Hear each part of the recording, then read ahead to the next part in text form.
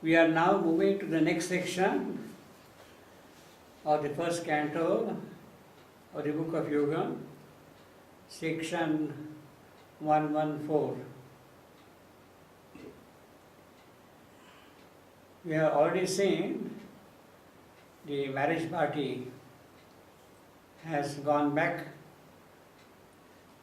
to their place, and now Savitri is living in the hermitage. She has kept aside all the rich ornaments, rich clothes, rich robes, even the rich memories of the past, and she has accepted fully the ascetic life of the ashrama, or the Padmakutis, where all the rishis and the sages are staying.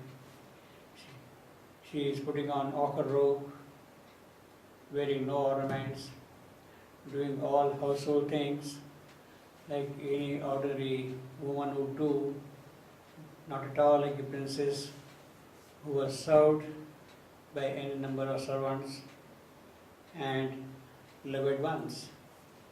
So all that is now over, and Savitri is in the rude hermitage, rough-hewn homestead. Yet she is extremely happy because her heart's desire has been fulfilled.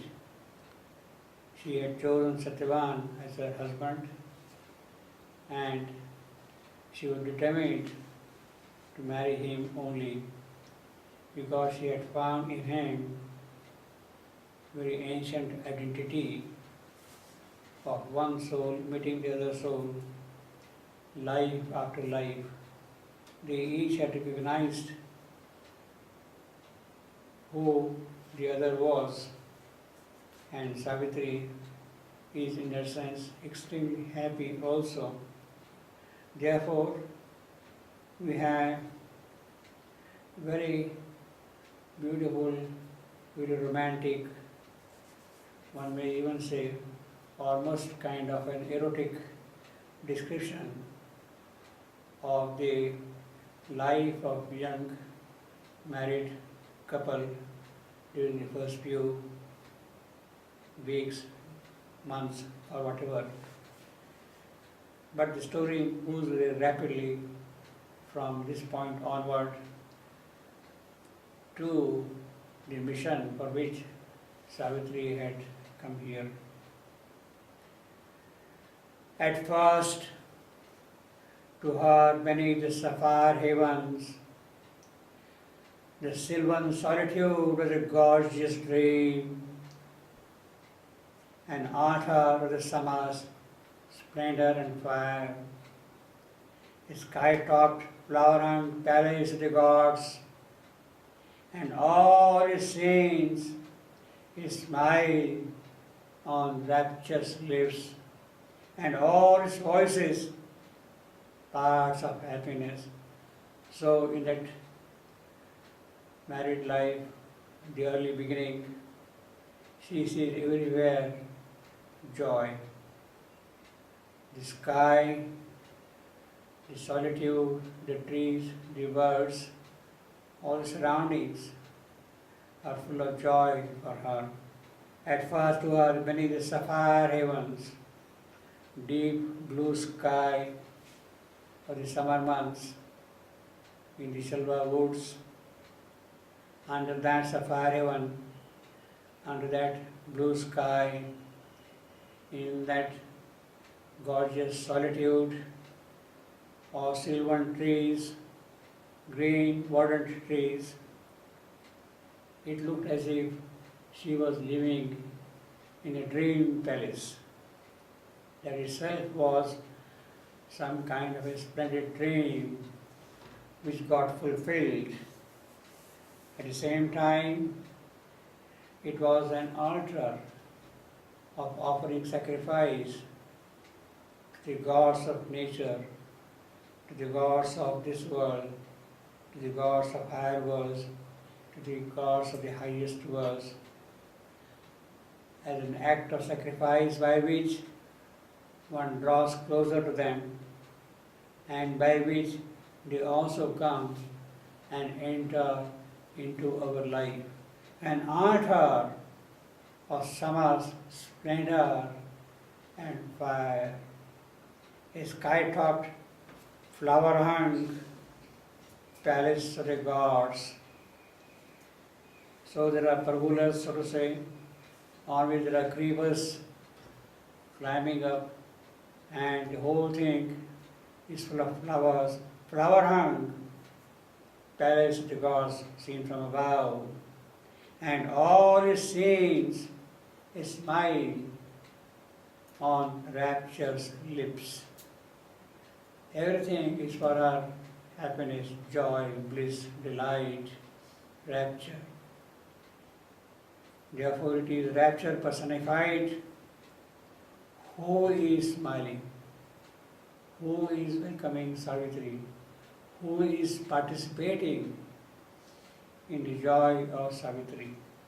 And all the saints smile on rapture's lips, and all his voices, bars of happiness, innumerable words of every kind, chirping and singing and twittering, that itself has become a poet's song welcoming Savitri to her new place.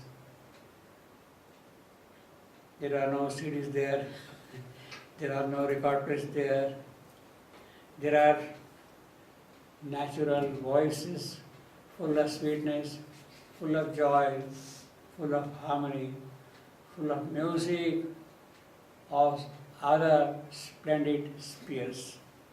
And all his voices, bands of happiness. There was a chanting in the casual wind. There was a glory in the least sunbeam. Even the early morning ray of light or the evening ray of light, faint it may look, but it was full of glory for Savitri. Everything was happy, joyous, sunshine for her. There was a chanting in the casual wind. There was a glory in the least sunbeam. Night was a cry of praise on velvet cloth. In nestling darkness or a moonlit deep. Day was a purple pageant and a hymn, a wave of the laughter of light for morn to eve. So whether it is day, whether it is evening, whether it is night, whether the night is dark, or whether the night is full of moonlight, whether there are stars, everything was for her beautiful, lovely, charming, attractive, because she was living in a place where she wanted to live with her husband. There was a chanting in the casual wind. There was a glory in the least sunbeam. Night was a cry of praise on velvet cloth. So a beautiful big gemstone, deep in color, green, blue color, as if it was kept on a velvet piece of cloth. Night itself was a gem on this velvet cloth of time, which has all the dimensions in it. So it looked like a beautiful gem itself for her. Night was a cry of praise on velvet cloth, soft, attractive, pleasing, desirable. That is the quality of the velvet. And it is on that cloth this shining gem is sitting there. Now that night could be a darkness nestling everything in its nest. Or it could be a moonlit deep, the whole thing is full of moonshine. If this was the night, And the day was what? A purple pageant of royalty, of magnificence, rolling out from moment to moment. Day was a purple pageant and a hymn at the same time. The chanting was there, the hymn was there, as if some kind of a stotra was being recited constantly in the whole place by nature, in the company of that company. In that company, Savitri was living. Day was a purple pageant and a hymn, a wave or the laughter of light from morn to eve. Whole day was for her merriment, joy, happiness, morning till evening of purple pageants. Purple is the color of the royalty, and it is the royalty in which Savitri was living, although she was now in the hermitage, in the ascetic surroundings. And all his saints smile on rapturous lips. We have seen already that the poet has personified the rapture of the whole place. It is a rapture of the person who is standing, and it is on his lips there is a smile. Now, this is something extremely delicate in its presentation. For the Indian mind, for the Indian aesthetic, this is kind of natural description. It is Kalidasian.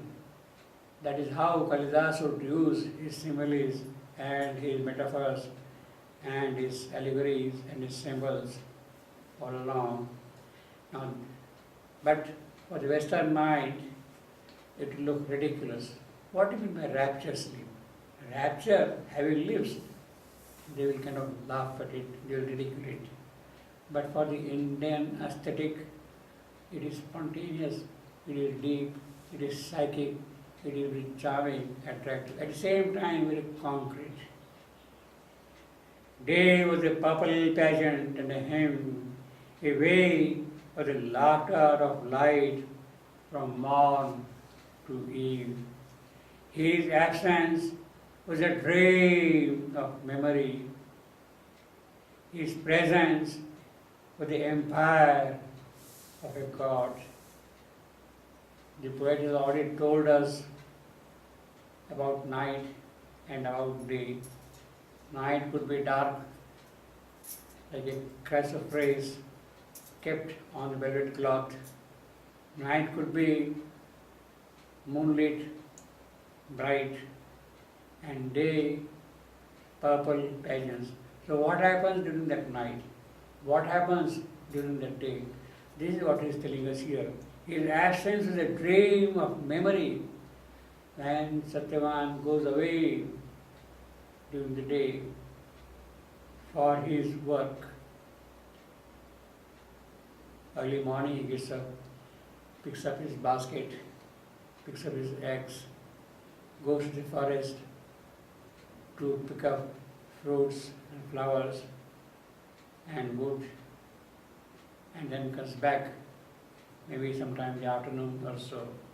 So when Satyavan is away in the forest for his daily work, for Savitri, it was a dream of memory. She will constantly remember about him. Oh, he must be doing this thing now, he must be doing that thing now, he must be busy with collecting flowers, picking up fruits, like that. So it was a dream of memory, his absence. And when he is there in her company during the daytime, his presence was the empire of a god. She was the queen then. He was her lord, and it looked as if they were together in some beautiful empire of God. His absence was a dream of memory, his presence was the empire of a God, a fusing with the joys of earth and heaven, a tremulous blaze of nuptial rapture past, a rushing of two spirits to be one, a burning of two bodies in one flame. When they are together in their privacy, they would be very intimate with each other, and there will be a deep exchange of joy between them, a fusing of the joys of earth and heaven, Dhyava and Prithvi, as the Veda says. Heaven, Dhyava, Prithvi, earth, they are as if fusing into each other when you are together. And in each other's company, what happens? A tremulous blaze of nuptial rapture, their intimate relationship, their intercourse was a passage of tremendous energy, of nuptial rapture. There is an enormous exchange of energy between the two at that vital relationship. A rushing of two spirits to be one. That is the kind of the occult force which operates at that moment of time in that intercourse. A rushing of two spirits to be one. A burning of two bodies in one flame. They have identified with each other completely. They have become one. Although they are two bodies, yet they have come together, and it is in that combination, in that single body, so to say, that one carbon of nuptial fire is burning in them. Now, this is a description which only a great yogi in a very detached manner can present to us. It may look very erotic, very sexy, so to say, but there is no tinge of that kind at all when he is describing this sort of a thing. It is natural. After all, Savitri, the incarnate, has to experience every aspect of human life, and in that experience, this is one particular aspect. But it is not an aspect in the animal way people would experience and feel and describe. It is something which is very deep, which is luminous, which is occult, that is being presented here. A tremulous blaze of nuptial rapture past, a rushing of two spirits to be one, a burning of two bodies in one flame. Opened were gates of unforgettable bliss. Two lives were locked within an earthly haven, and fate and grief fled from that fiery hour. Fate and grief fled from that fiery hour. When they are in each other's company in this way, for Savitri, there is no grief. Narad had already foretold about the death of Satyavan. It was fated, it was decreed that it had to happen. But in that rushing of two spirits into each other, fate and grief had no business to be present. They have vanished totally from a consciousness.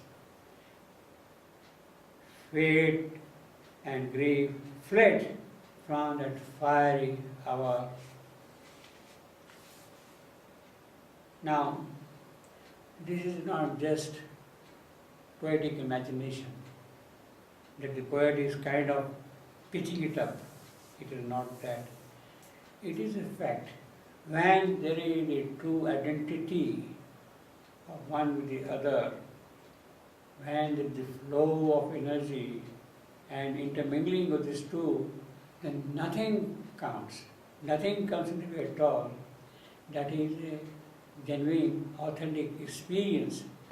And it is that authentic experience which Savitri is having here.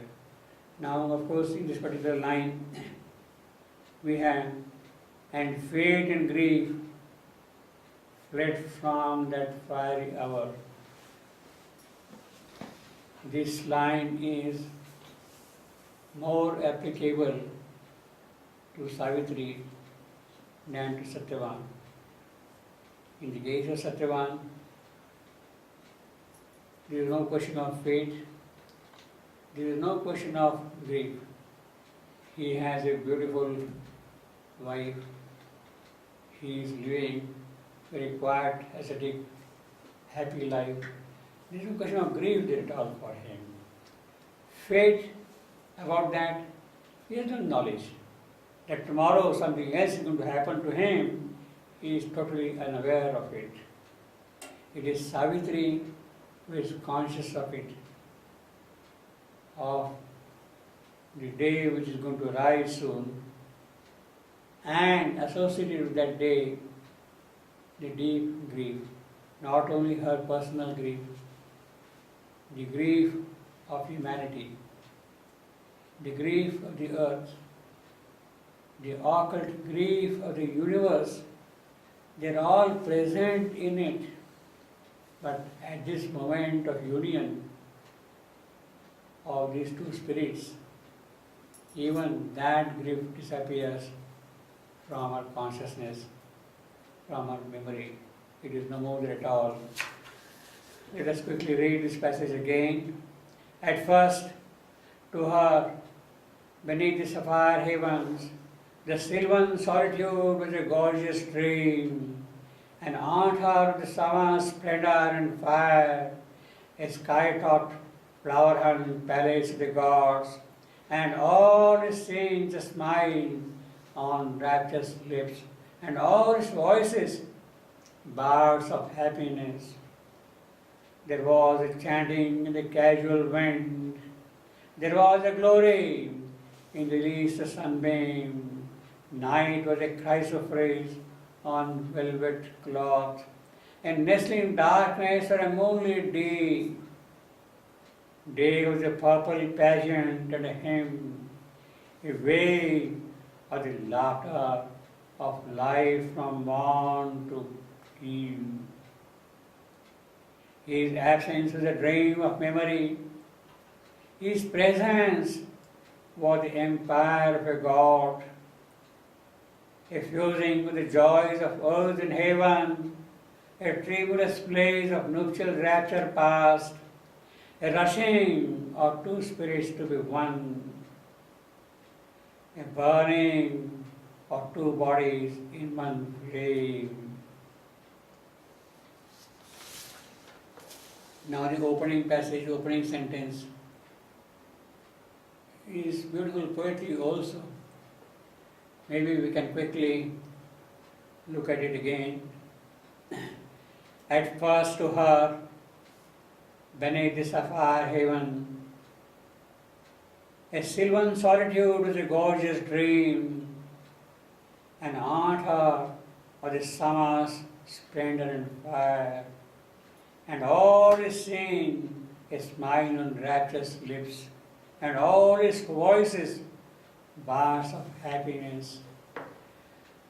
We could quickly scan these few lines, 6 lines, very beautiful poetic technique which is available here, which is extremely descriptive of the psychological condition of Savitri also. At first, he says at first, because in the moment of union of the two, they are in rapture, they are in happiness. But soon, the memory of the fated day is going to haunt her. Therefore, at first, to her, beneath the sapphire heaven. Now we can scan this line, I think. At first, to her, beneath the sapphire heaven. It is an am, a pyrrhic, an am, again an am, and amphibrak. Short, long, short. which is not uncommon in the English composition. At first, to her, beneath the sapphire heavens, the sylvan solitude was a gorgeous dream. Again, here I got third and the fourth and fifth anapes. Was a gorgeous dream. Beautiful gliding moment of poetry. The sylvan solitude was a gorgeous dream. So we have got here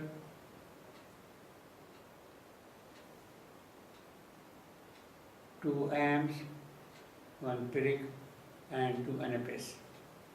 An altar of the summer's splendor and fire. Again, the last foot is an anape. Splendor and fire. An altar of the summer's splendor and fire. Then I got a different kind of a line here. A sky-topped, flower-hung palace of the gods.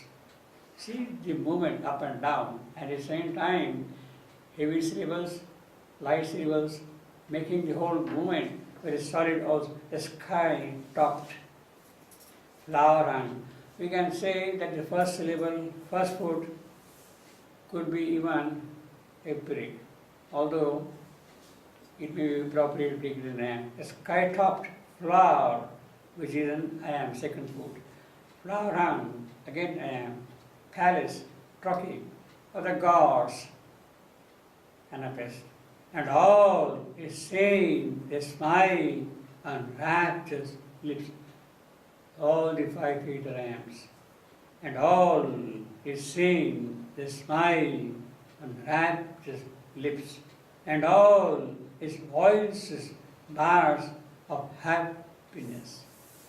We again hear the last line. 4 iambs and a pyrrhic, and all these voices, bars of happiness.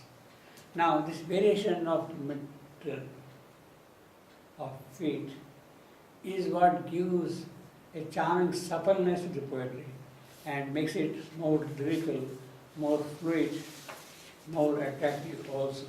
This is what we have got in the very opening sentence itself, which goes very well with the subject which has been described.